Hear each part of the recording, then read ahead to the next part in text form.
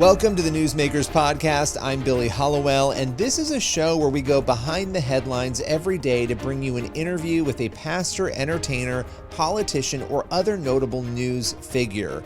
And this is a show, again, it's daily, but it's based on our weekly TV show, which is also called Newsmakers. You can watch it on the CBN News channel and also on our YouTube page.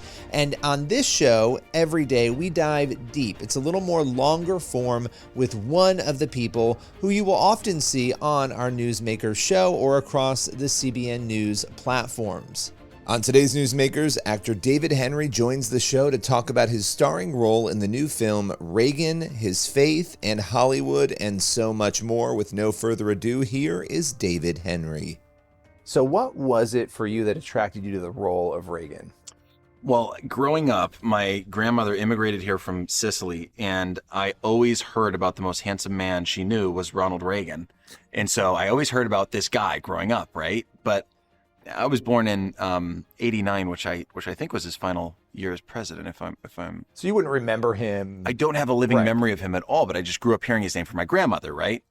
So when I met Mark Joseph, the producer, and he introduced me to the script and Reagan the man, that's what I loved about the project. Is it's not about the president or the politician, it's about the man. So you really go behind what he's known for externally, and you learn about what made him tick.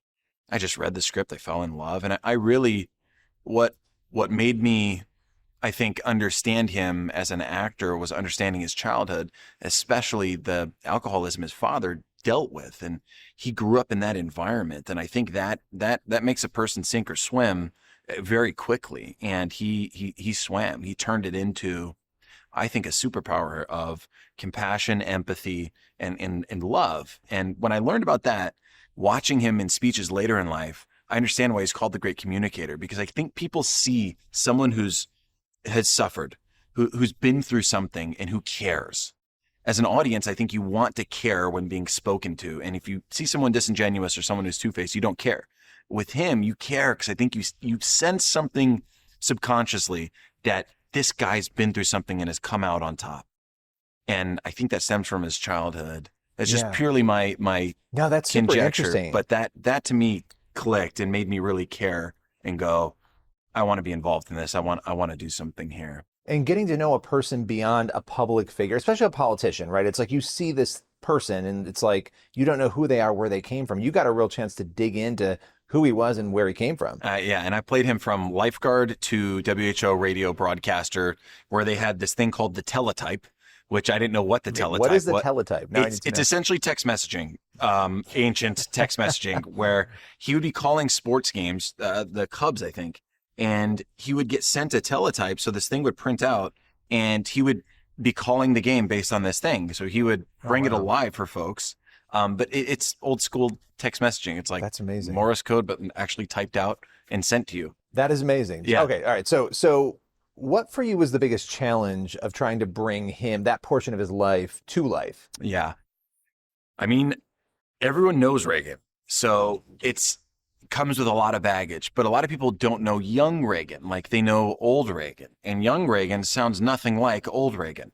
So the challenge was make it authentic, but don't be an SNL character doing some old Reagan thing, like try to make it authentic. That was a challenge. But in a way, there's a bit of flexibility for me because people don't know lifeguard Reagan. They don't know what he sounds like then. And all of his younger stuff sounds completely different than his older stuff. So I had some flexibility, but the common denominator is his accent was a little stronger when he was younger. It didn't rub off as much. When he moved to California, it got a little more mild, and his voice was higher pitch. So, I had a blast with it, and it was fun. It was really, really fun. You've done a lot of different projects over the years. How is this one different? Did it change you in any ways?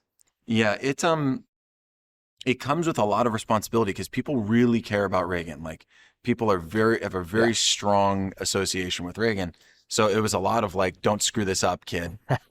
So there was no pressure, and everyone's got a story about him. I meet someone, I just walking through these halls, like someone was like, I was at the funeral service where his casket was taken out of the hearse, and I was the only photographer there, and I got pictures, and this one woman this morning had breakfast with him when she was a little girl, and like all these wonderful stories.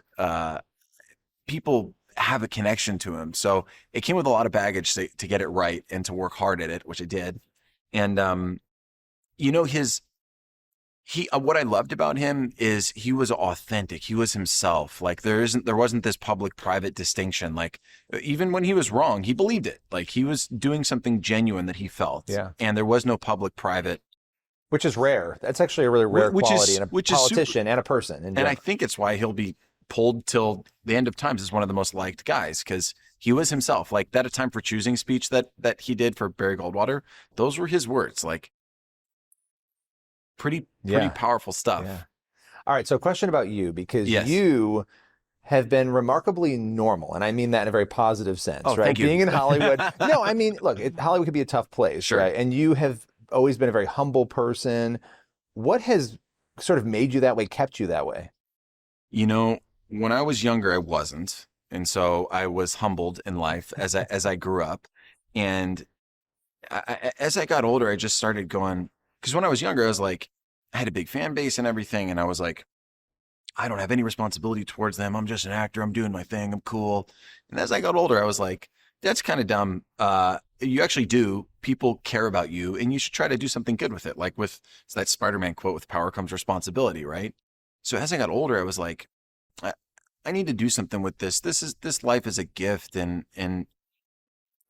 there's a lot. There could be all sorts of things I could be doing right now that would be very difficult in life, and I don't have that, and that's a blessing. And who am I? I'm a speck of sand on this whole tapestry of life, and just do what you can with what you've been given. So like, that's my thing, is just try to use my platform to do good, show the beauty of family life, make good content, be a part of projects that can make an impact.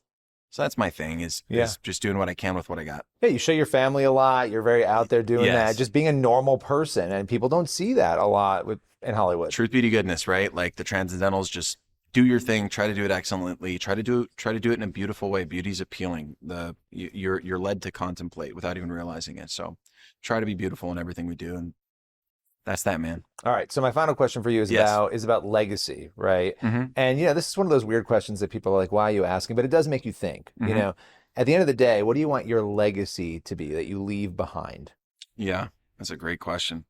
I think it would be something to do with the Transcendentals, with Truth, Beauty, Goodness. Like my whole life and my whole platform is built on that. Like, just try to do something and do it excellently and do it beautifully. And ultimately those things are about, Truth, Beauty, Goodness is about more than you.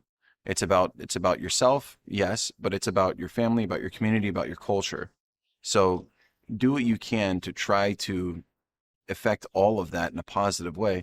And Truth, Beauty, Goodness is the way to do it.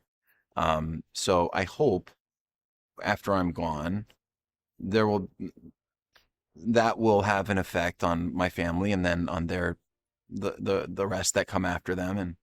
And so hopefully they'll say he went for it. Not even that necessarily I was the best or the this or the that, but that I stayed the course along the way. I tried hard, and it was about the getting there more than where you're going. And if you get there in the right manner. Yeah. And I love what you said about responsibility there too before, yes. Just knowing that there is, when you have that influence, that there is a responsibility, because not everybody thinks there is. Whether you like it or not, you have a relation to that, and you'll be held to that one day. So. Well, awesome. I appreciate it. The film is Reagan. Thanks for your time. Thank you, man. Really appreciate it, Billy. That's all for today's Newsmakers podcast. Be sure to tune in for the next episode of the show, and also head over to the CBN News YouTube channel and the CBN News channel to watch Newsmakers every week. We'll see you soon.